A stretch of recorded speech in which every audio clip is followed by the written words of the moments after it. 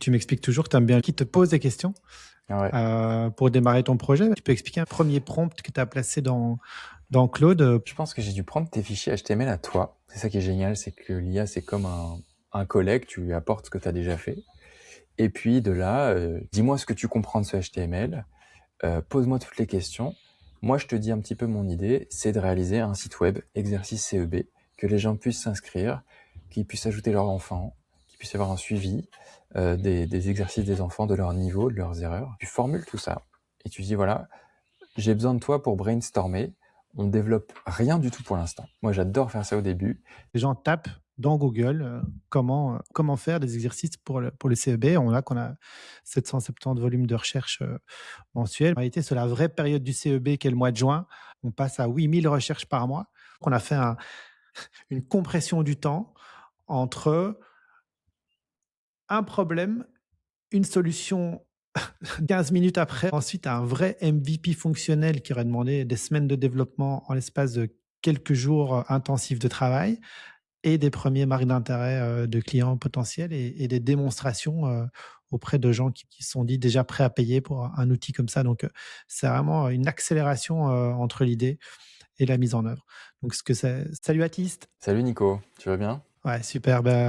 Bonjour à toutes et à tous. On se retrouve avec un nouvel épisode ici avec Baptiste pour vous montrer un petit peu comment on a lancé ensemble un petit MVP assez rapidement sur un projet qui est venu d'une idée. Donc, je vais vous raconter un tout petit peu le contexte de l'idée.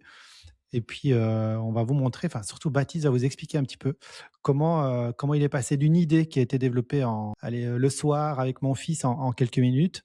Ensuite, on a un premier MVP qui a aujourd'hui, je ne sais pas où on en est au compteur sur le nombre d'inscrits. Il y a le momentum est un peu passé, mais on a eu plusieurs centaines de personnes d'inscrits qui ont marqué un intérêt pour ce projet. Donc voilà, on vous tease un petit peu, on va vous montrer comment on a fait ça, et puis le futur du projet aussi, ce qu'on pense en faire. Pour vous donner un tout petit peu de contexte, et après évidemment on va revenir sur Baptiste et comment il a surtout mis en œuvre le projet. Donc l'idée du exercice CEB, ça part tout simplement d'un retour à la maison. J'ai mon fils qui me dit qu'il doit réviser pour ses examens. Aussi en Belgique, on a ce qu'on appelle le CEB, donc c'est la fin du premier cycle où il doit passer des examens un peu plus sérieux pour une première fois. Et il me demande, tiens papa, maman m'a dit que aujourd'hui c'est toi qui me fais réviser le CEB. Et je dis, OK, est-ce que tu as des exercices? Est-ce que tu as de la matière? Il me dit non, tout est à l'école. Je fais OK. Je dis, écoute, laisse-moi 5 minutes. Je me tourne vers Claude. Et en quelques minutes, j'ai monté un petit outil qui permettait de faire des exercices sur les pronoms et les déterminants. Et puis, de fil en aiguille, je vais la faire assez court ici, parce qu'il y a une version écrite aussi que vous pouvez retrouver qui vous explique plus en détail le projet.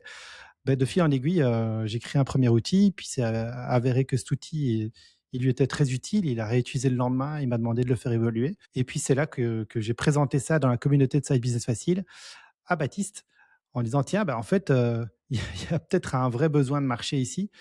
Comme moi, il y a d'autres papas, d'autres parents qui cherchent à faire réviser leurs enfants. Et l'IA est un super outil pour aider les gens à réviser, les enfants à réviser des matières. Et de là est parti le projet Exercice CEB. Donc, euh, on est parti d'un premier prototype fonctionnel sur Claude. Donc, Claude, pour celles et ceux qui ne connaîtraient pas, c'est une des intelligences artificielles développées par Anthropic qui permet notamment de créer du code. Et ça s'est transformé ensuite en une véritable application en ligne. Peut-être, je ne sais pas si tu as déjà ouvert la page sur ton ordi, Baptiste, on pourra montrer peut-être un partage d'écran juste à quoi ressemble le site internet aujourd'hui, quelques écrans quand même très rapidement. On a un vrai petit projet aujourd'hui qui a plus de 200 personnes inscrites. Je ne sais pas si entre-temps tu as regardé le nombre de personnes. Oui, c'est ça, on est à 230 profils enfants. On a 230 profils qui ont été créés sur l'outil. Et on va vous expliquer un petit peu tout ça, l'aventure, et puis surtout comment Baptiste a créé le premier MVP fonctionnel de l'outil. Voilà pour la mise, un petit peu la mise en contexte.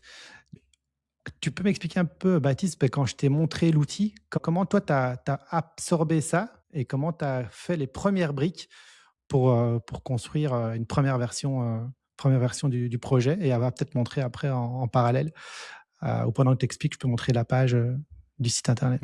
Ouais, complètement.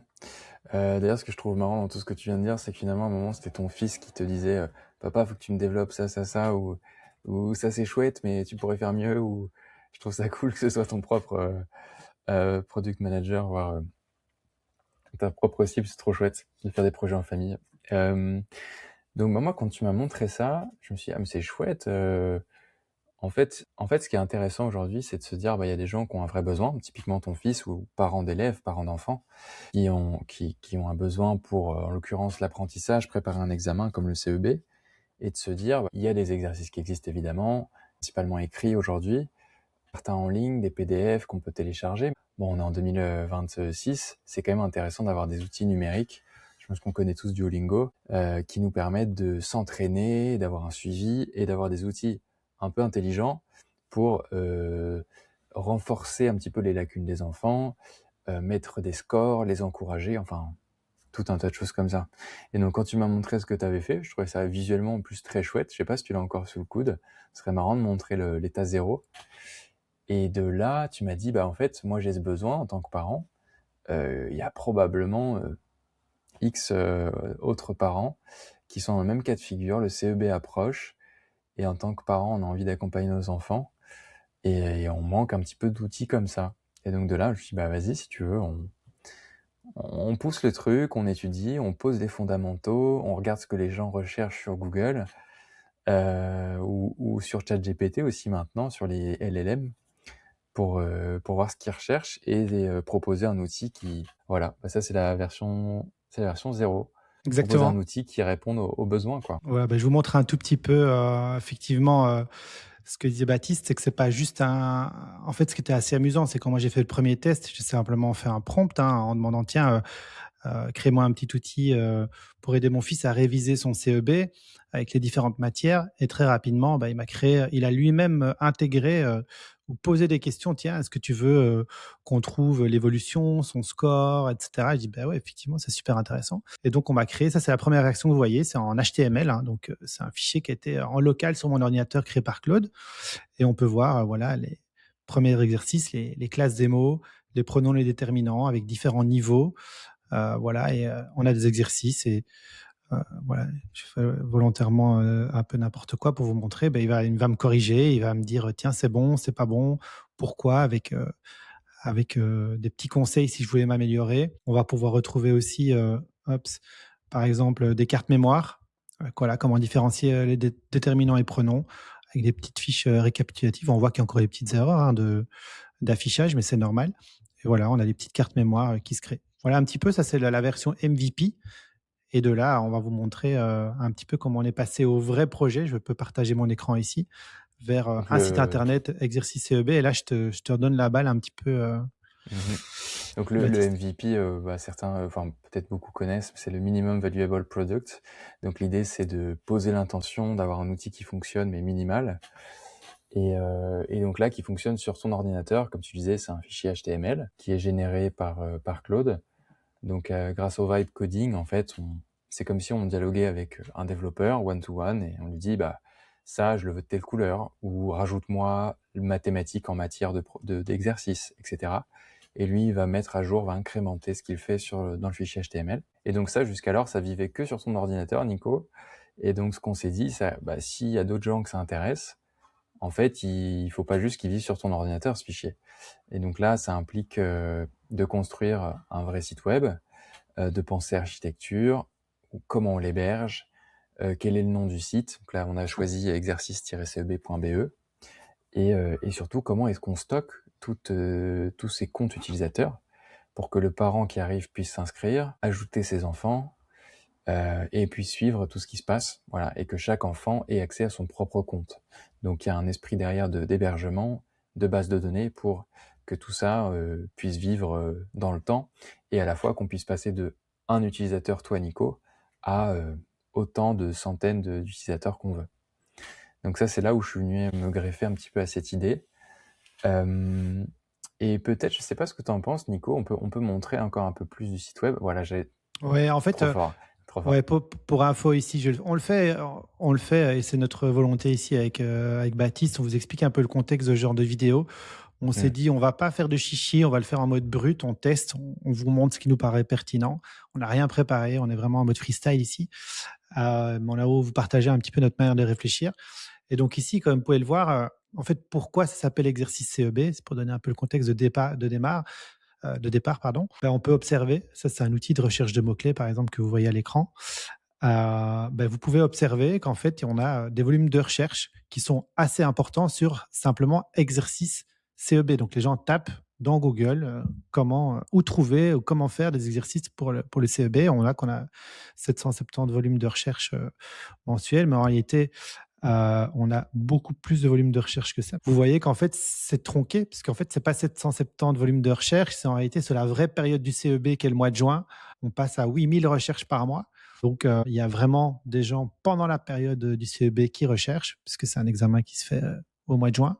Et vous voyez que c'est quelque chose de très cyclique. Chaque année, on a ce pic au mois de juin. Donc, c'est aussi pour la raison pour laquelle on vous a expliqué que on a eu des inscrits sur une période très très courte, en l'espace d'une semaine.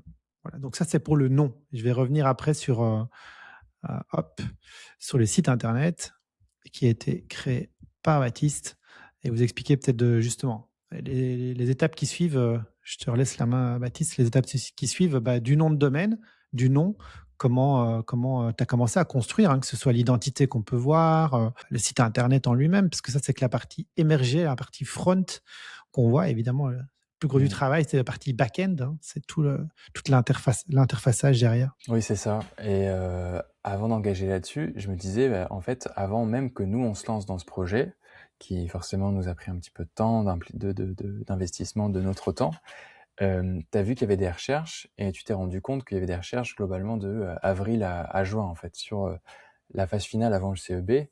Et en fait, de là, on s'est dit, mais bon, ok, visiblement, il y a vachement de recherches tous les ans sur cette période, donc ça peut être intéressant. En fait, on a validé qu'il y avait un besoin. On a validé qu'il y avait un besoin et ça a validé ton idée, ton intuition qui était de moi en tant que papa j'ai ce besoin, on est probablement des milliers. Et donc là on s'est lancé dans vraiment la construction du site. Effectivement, on va décomposer en gros le site web, tout site web, de deux façons, front-end, back-end. Front-end, c'est ce que vous voyez là, c'est la partie qu'est-ce que l'utilisateur voit quand il arrive sur le site, quand il clique sur un bouton, voilà, quand il scrolle, qu'est-ce qu'il voit. C'est ce qu'on appelle aussi le UI, User Interface. Et donc tout ça, en fait, on fait appel encore une fois à Claude. D'ailleurs, je fais une petite parenthèse, on parle beaucoup de Claude. ChatGPT a ouvert un petit peu la voie des LLM publics, des IA ouvertes au public. Claude a été créé, comme disait Nico, par Anthropic. Et en gros, c'est les deux gros concurrents. Les autres, il y en a d'autres aussi, mais c'est les deux vraiment qui se tirent un petit peu la bourre pour être les plus performants. Et Claude, aujourd'hui, je crois même, a dépassé ChatGPT depuis plusieurs mois. Et la force de Claude, c'est ce qu'on va voir, c'est qu'il est très fort pour faire beaucoup de choses, tant de brainstormer une idée, que de faire des sites web comme on est en train de le voir là. Donc tout ce que vous voyez là, en fait, c'est des échanges que j'ai eu ou qu'on a eu avec Claude, où on avait envie on lui disait, voilà, je veux que tu me présentes les choses comme ci, comme ça. Le design, il s'adresse à des enfants, donc, mais aussi à des adultes, aux parents. Donc, il faut qu'il soit visuellement, qu'il parle à tout le monde. Et puis, on itère. Et dès lors que ça marche, on se dit, OK, le front, il est cool. Les outils de base fonctionnent. Maintenant, on a besoin de créer la partie back-end, à savoir base de données, compte utilisateur. Donc ça, Nico, je sais pas si en même temps, tu peux montrer la partie parents, par exemple, pour montrer un petit peu ce que voient les parents. Voilà, je suis dans mon espace ici, inscrit avec le nom de mon fils. Vous voyez mon écran. Attends, On voit ton écran. Ouais, c'est bon. Dis-moi si tu veux que j'explore une partie en particulier. Ouais, par exemple, les comptes parents, tu vois, tout en haut à gauche, je pense que si tu cliques sur Léon ou mon espace, je crois que tu reviens. Voilà. Donc là, tu peux déjà, tu as un petit code PIN pour, en tant que parent, te loguer. Et puis là, tu peux ajouter tes enfants, voir où ils en sont, leur choisir un petit avatar. On avait envie que ce soit friendly comme ça. Voilà, tu peux ajouter autant d'enfants que tu veux, quel âge il a. Donc voilà, ça, donc toi, tu es face à un design, et derrière, ça Claude, on a développé la partie back-end, donc, qui est connectée à une base de données. Je sais pas si on rentre sur les détails là-dessus, mais en termes de ce qu'on appelle un petit peu de framework de stack, en fait, en base de données, il y en a plusieurs grands publics. Nous, on a utilisé Supabase, qui fonctionne très bien, et et qui est gratuit jusqu'à un certain usage. On n'a pas eu besoin de le payer, par exemple. Et Supabase, on le connecte à notre code, et grâce à Claude, on arrive à créer cette base de données, à la modifier. Quand tu crées un enfant, ça modifie la base de données, etc. Et tout ça, c'est transparent pour l'utilisateur, évidemment. Et nous, en tant que concepteurs, on prompte, on dit ce qu'on veut, et on le teste, mais c'est l'IA qui construit beaucoup de choses. Peut-être effectivement, ce qui serait intéressant, parce que là, bon, on est sur du très high level, on va dire, au niveau des explications.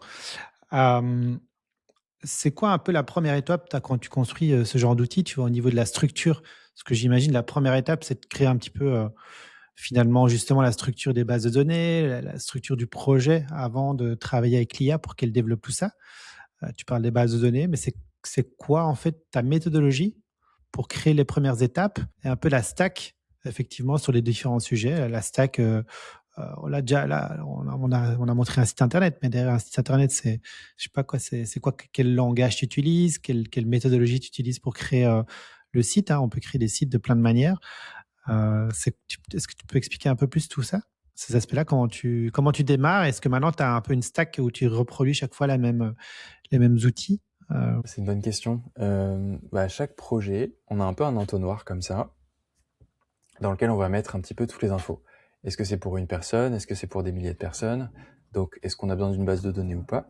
Si c'est que juste quelques personnes, on peut très bien dire on va stocker les infos utilisateurs dans un fichier, par exemple, ou leur créer chacun un fichier qu'on va relire à chaque fois. Et si on se dit, OK, dans ce qu'on veut faire, on va avoir plein d'utilisateurs, on va avoir besoin d'une base de données. En fait, on met tout ça un petit peu, on prend tout ça en compte.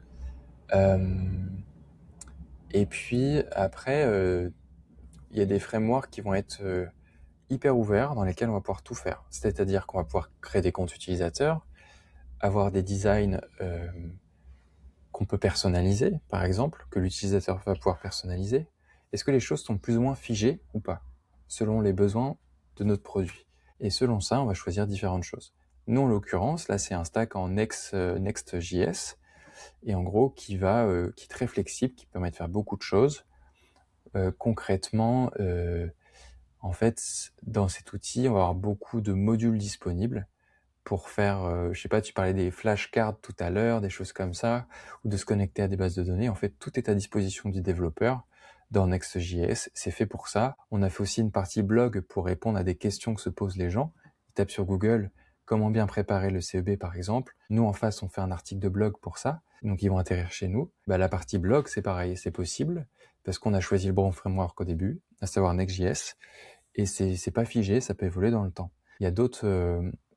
voilà. Un autre critère de choix, ça va être aussi la rapidité de ce framework. À quel point ce stack, il est rapide parce que l'utilisateur, surtout aujourd'hui, autant avant il y avait le 56K, on est habitué à ce que ça prenne des plombs à charger. Aujourd'hui, on veut qu'on clique, ça fonctionne. Donc, bien choisir son stack, c'est aussi important pour ça, puisque Google, par exemple, va en prendre en compte. Si tes pages mettent trop de temps à s'afficher, Google, il va te plomber en fait. Si tu as un concurrent en face qui est plus rapide, il va te passer devant. Donc tout ça, c'est à prendre en compte. Il y a d'autres pistes de réflexion, mais je pense que c'est un peu les principales. OK. Et comment tu commences, toi, ton projet dans Claude? Tu vois, au début, je sais que tu m'expliques toujours que tu aimes bien toi-même lui poser des questions, ou lui demander qu'il te pose des questions, Ouais. pour démarrer ton projet. Le projet ici, tu peux expliquer un petit peu, bah, voilà, je sais pas, les premiers prompts que tu as placés dans Claude, pour commencer ce projet? Ouais. Je me rappelle, je pense que j'ai dû prendre tes fichiers HTML à toi. C'est ça qui est génial, c'est que l'IA, c'est comme un collègue, tu lui apportes ce que tu as déjà fait. Et puis de là, tu lui dis effectivement, dis-moi ce que tu comprends de ce HTML, pose-moi toutes les questions.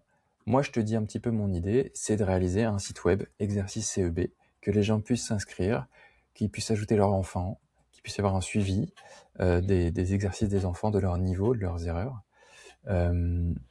Et tu formules tout ça. Et tu dis, voilà, j'ai besoin de toi pour brainstormer. On développe rien du tout pour l'instant. Moi, j'adore faire ça au début. C'est quand on a une idée, qu'elle soit entre guillemets bonne ou pas. Dans le sens bonne ou mauvaise, c'est plutôt, ça peut être une bonne idée, mais qui ne se valide pas parce que ça intéresse personne. C'est de brainstormer. J'adore ça. C'est vraiment le pote un peu smart à qui tu peux parler pendant hyper longtemps et qui aura toujours des choses à te dire ou à te questionner. Donc j'ai pris ton travail, je l'ai donné à Claude. Et puis de là, Voilà, on brainstorm et de là, moi, à travers ces questions, j'affine moi-même, je parlais d'entonnoir tout à l'heure, j'affine le produit que je visualise, je pense qu'il répondra aux besoins des parents et des enfants. Et voilà, parce que je suis même pas encore parent ni enfant, et j'ai pas d'enfant, encore moins qui passe le CEB. Donc je dois me mettre un petit peu dans la peau de ce qu'on appelle cible ou persona, c'est-à-dire des gens qui vont utiliser le produit pour essayer de construire le meilleur produit. Et donc voilà, Claude, au début, je lui dis, tu codes absolument rien, je veux que tu m'aides à réfléchir. Et un petit truc que moi bon, évidemment, vous en doutez, l'IA aujourd'hui, elle facilite grandement, puisque l'objectif de vous montrer un petit peu ça, c'est de vous montrer qu'on est passé de ce que moi j'ai fait littéralement en un soir, hein, la première version, quand je dis un soir, c'est même pas un soir, c'est 15-20 minutes. J'avais une première version avec, en l'occurrence, moi j'ai utilisé Claude Cowork pour faire ça. Ça a été ultra rapide. De là, cette information a été transmise à Baptiste qui avait une base. Il voulait expliquer. Forcément, c'est un peu plus complexe. On ne peut pas vous montrer exactement comment on code, etc. dans une petite vidéo raccourcie. Mais si ce genre de sujet vous intéresse, par contre, on a discuté avec Baptiste, on pourrait imaginer de faire une série beaucoup plus étape par étape, où en fait, ce dont on vient d'expliquer, on le fait sous vos yeux dans une série de vidéos. Bon, si quelque chose qui vous intéresse, mettez un petit commentaire si vous trouvez ça, que ça peut vous apporter de la valeur. Je pense qu'il y a d'ailleurs un challenge. Là, je fais une autre parenthèse, mais si moi j'étais capable de monter, peut-être pas quelque chose aussi, enfin, tu vas me dire peut-être qu'ici c'est pas si complexe que ça après avoir fait ce que j'ai déjà vu que tu étais capable de faire, mais ce serait intéressant, je pense, de faire un cas d'usage ultra simplifié. Tu vois, genre une base de données ultra simple, une page web, un truc où on le fait en live, limite, genre je suis l'élève et tu me montres, et c'est moi qui fais, tu vois, pour que les gens se rendent compte aujourd'hui à quel point c'est devenu quelque chose d'accessible. Bref, si tout ça vous intéresse, n'hésitez pas. Ici, comme je vous dis, on est en train de tester des formats pour vous montrer. Si je reviens au sujet, parce que le but ici, c'était de vous montrer un peu comment ça se construit. Ce qui est surtout intéressant aussi de comprendre, je pense, c'est le timing. Que pour moi, qui ai lancé beaucoup de projets, c'est de se rendre compte que il y a quelques mois, monter un petit site comme ça sur des exercices avec un vrai outil qui fonctionne, c'était pas quelque chose de réaliste, juste entre guillemets pour s'amuser. En tout cas, pour tester si ça fonctionne, s'il y a un intérêt de marché, etc. On n'aurait pas été jusque-là. Aujourd'hui, on se rend compte que déjà tout premier version MVP alpha ou bêta, peu importe, que j'avais faite, ben, en la montrant à différentes personnes, ils m'ont dit tiens, mais ça m'intéresse. Donc déjà là, j'avais quelque chose, là pour le coup, qui était fait en une soirée, à montrer de fonctionnel pour susciter l'intérêt. Suffisamment que pour se dire très rapidement, en fait, on va déjà faire quelque chose de plus poussé qu'on va mettre en ligne parce qu'on se dit, worst case, en fait, c'est en ligne et on avait une forme de conviction qui allait avoir une marque d'intérêt. Ça s'est confirmé. Donc, pour expliquer un peu là où on en est sur ce projet, aujourd'hui, il y a plus de 200 personnes qui sont inscrites. On n'a pas eu de compte payant, hein, on n'a pas su aller assez loin non plus au niveau, on va dire, fiabilité des tests, des exercices et pertinence encore des tests CEB, que pour se dire, voilà, les gens vont payer.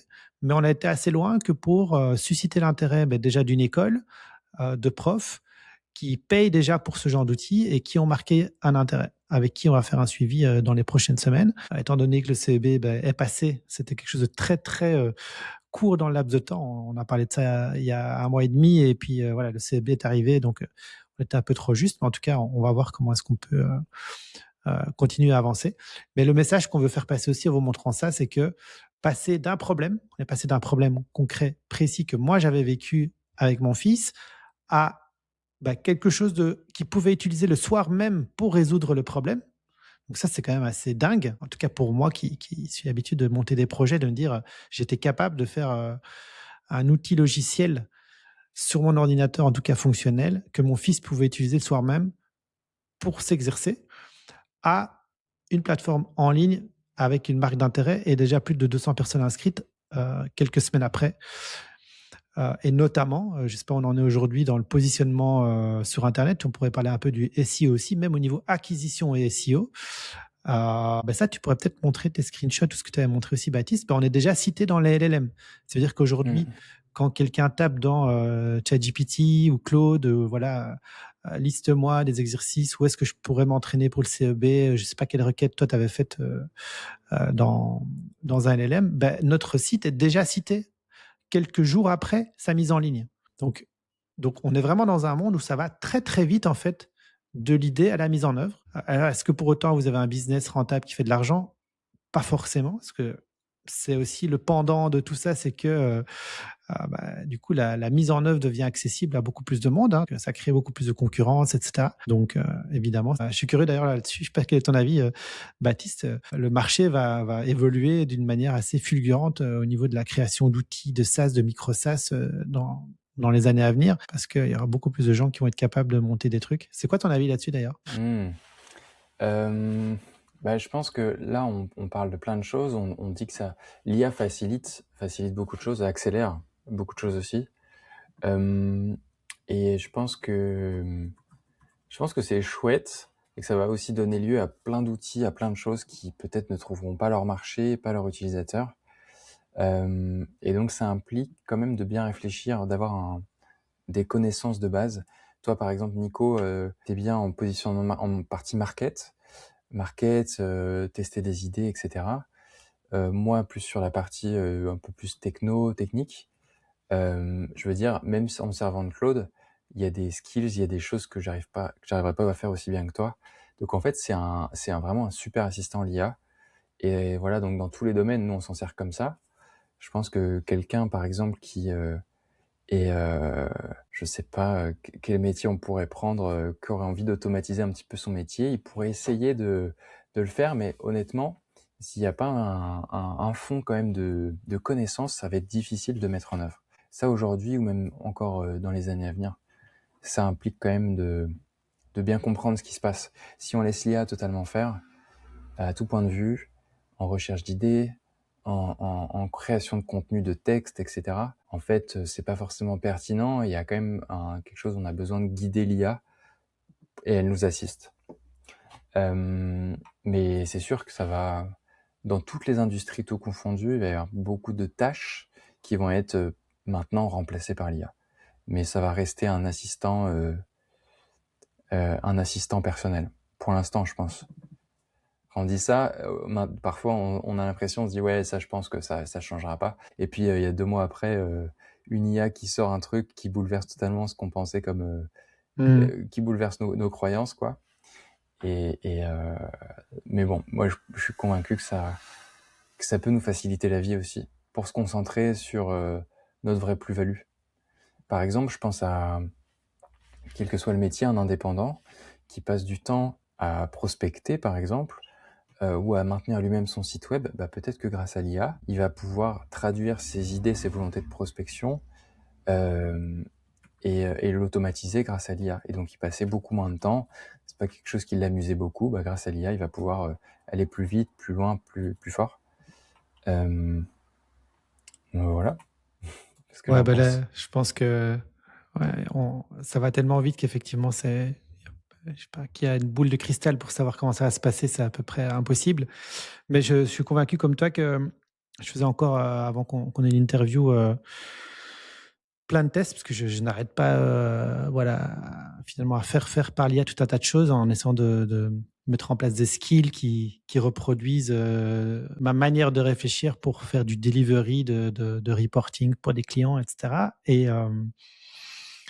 je suis d'accord avec toi. En fait, on se rend compte que si on n'arrive pas à mettre l'expertise, en tout cas pour l'instant c'est comme ça, si on n'arrive pas à mettre l'expertise métier, ben on a un output qui reste moyen encore aujourd'hui. On a l'impression que c'est waouh, c'est waouh parce qu'effectivement il va nous chercher plein d'infos, il est capable de nous pondre beaucoup de quantité d'informations, mais la pertinence, la justesse de l'information, elle est vraiment excellente, je trouve, quand on arrive à vraiment driver en fait avec l'expérience métier. Et c'est là que ça devient vraiment hyper puissant, quoi. Et ensuite, pour reprendre, donc là, je peux afficher un petit peu les stats du site si on revient sur le sujet exercice CEB. Donc là, c'est plausible, c'est un outil qui permet de traquer le nombre de visiteurs, d'où est-ce qu'ils viennent, comment ils sont arrivés sur notre site. Et donc là, on voit qu'on a eu des pics par jour qui ont validé ton intuition, à plus de 200 personnes par jour. Là, on en a encore un peu quand même. pas énorme, mais il y a quand même 30 personnes par jour. Et on voit ici d'où est-ce qu'ils viennent. Donc on voit qu'Organic Search, c'est Google hein, typiquement ou autre moteur de recherche. Et là, les assistants IA, bah, ça va être ChatGPT, on a Perplexity, où ils viennent de Claude, etc. Énormément de ChatGPT d'ailleurs, c'est intéressant comme données. Et puis voilà, moi-même, je suis allé sur ChatGPT, je lui ai dit comment entraîner mon enfant au CEB, et il nous a sorti comme source. Donc ça va très vite à être répertorié aussi par l'IA, et c'est quelque chose à prendre en compte aujourd'hui. Ouais, c'est ça qui moi, j'avoue que là-dessus, moi qui ai pas mal d'expérience par le passé sur des projets type SEO, donc référencement naturel, où l'objectif c'était d'être présent dans les moteurs de recherche. J'avoue que j'étais assez impressionné de la vitesse à laquelle on a pu avoir du trafic sur le projet via les LLM, quoi. Clairement, là, on voit que c'est plus de 50%, hein, je pense, du trafic là, qui vient de ce que j'ai vu là rapidement sur tes chiffres.